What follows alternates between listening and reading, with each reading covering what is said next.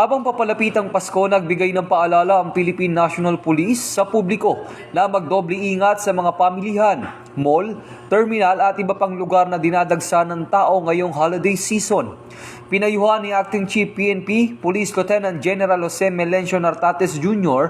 ang publiko na iwasan ang pagdadala ng malaking halaga ng pera.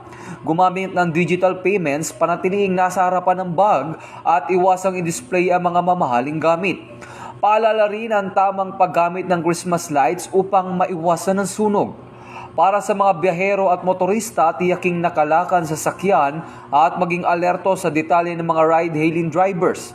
Sa Christmas parties, huwag magtiwala sa inumin mula sa hindi kilalang tao at uminom ng responsable. Binigyan din naman ni PNP spokesperson, Police Brigadier General Randolph Tuanyo, na epektibo lamang ang kampanya kontra krimen kung may kooperasyon mula sa komunidad. Tiniyak ng PNP ang mas pinalakas na police visibility sa mga commercial centers, transport hubs, simbahan at iba pang matataong lugar upang mas siguro ang kaligtasan ng publiko ngayong holiday season.